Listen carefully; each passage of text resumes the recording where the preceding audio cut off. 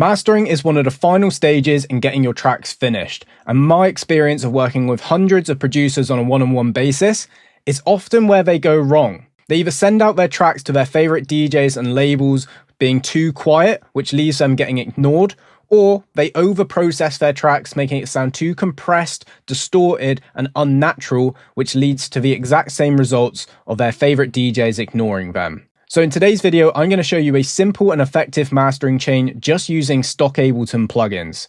This is the exact mastering chain I've shown to my one-to-one clients and my exclusive Artist Blueprint members, which have helped them get their tracks heard by their favorite DJs and their tracks played out in world-renowned clubs. So let's get stuck into Ableton.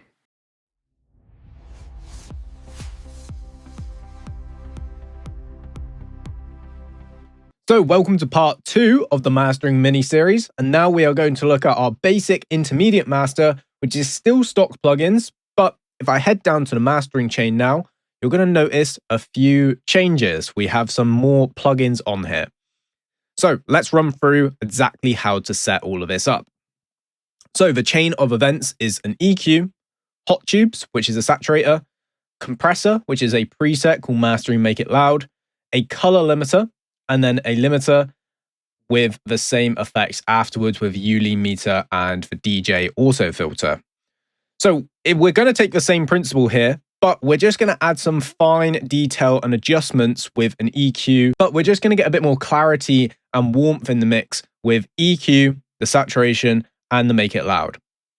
So what I like to do on my mastering is I will loop it on a certain section of a track now that we have to do a bit more work. I will then make sure everything is turned off, and I will go to the end limiter and I'll just drive a little bit in and make sure it's set up correctly again. So release all the way down, look ahead down, and true. So around those settings works for me. And now I like to go back to the EQ. The main reason I'm doing this is just to get a bit more volume in there so I can see what it's doing, but I'm not limiting aggressively. So I know the adjustments I'm going to make isn't going to impact the end result too much. So first thing we've got is our EQ. Now, a lot of people will go crazy with the EQing on their mastering chain, and it's probably one of the worst things you can do. The main reason for this is because it's so easy to make small adjustments, which are actually big adjustments. Let me explain this further. Just to let you know, this video you are watching is part of a mini-series on Serotonin Studio, in which I explain to you different ways to master your track, no matter what level you're at. If this sounds of interest to you and you want to learn more about mastering or just music production in general, then go to the first link down below and you can try Serotonin Studio for free for 7 days. So what have you got to lose? I'll see you inside the studio.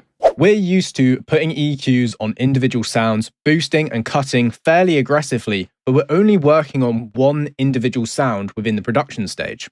Now we're in the mastering stage. When we make an adjustment, we're making an adjustment across the entire track. So every single sound, every single frequency, all gets affected when we muck around with EQs.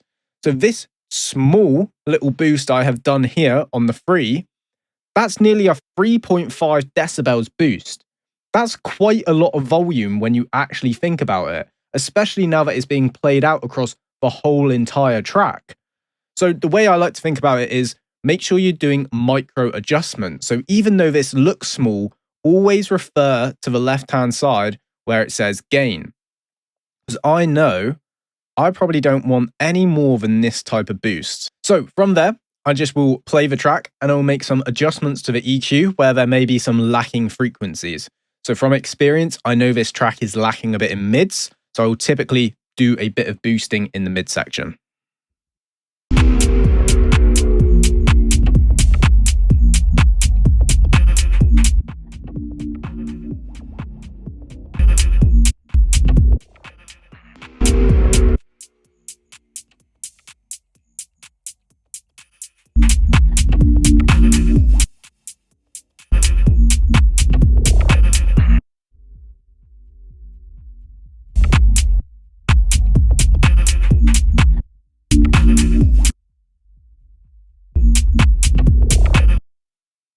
So that's all good with me, and you can see there I was making a tiny adjustments to the mix. And with EQ8, it is quite hard to be precise. This is where Pro Q3 or Pro Q4 will come in handy, which we'll look at later on in this mastering series. But overall, this is a nice little touch to have. Okay, then moving across to the hot tubes. So this is a preset. I like the way it is set up. And all I will do is turn it on and I will adjust the dry wet to taste and then the output to make sure it's not adding too much volume.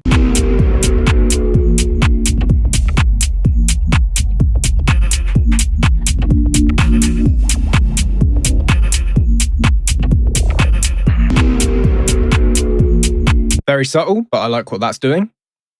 Then we can come across to the mastering Make It Loud. Now again, this is another preset set up in a very, very good way for us just to use and drag and drop and be done with it.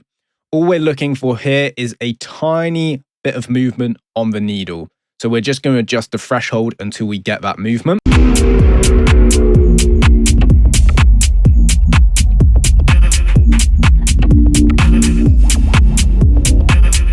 So there we go, we're getting that movement, but we're also getting a lot more going through the limiter now because it's adding quite a bit of volume in, mainly due to this makeup. So we just need to drop that down so our limiter isn't working as aggressively. And then finally, we've got the color limiter. So the reason why I like to use this is just to get a bit of color into it. It's a bit more of a lively limiter compared to the stock Ableton one.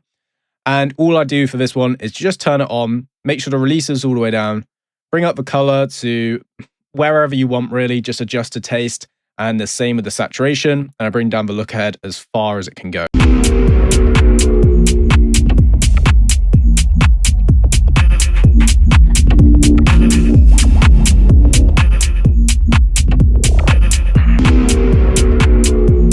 Then I'm just adjusting the loudness to get a tiny bit of limiting going on, taking that very similar approach to the compression, where I'm just getting that needle starting to move.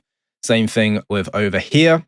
And then finally, it's just a case now of adjusting our limiter until we hit that sort of -8 to -10 LUFs on the integrated.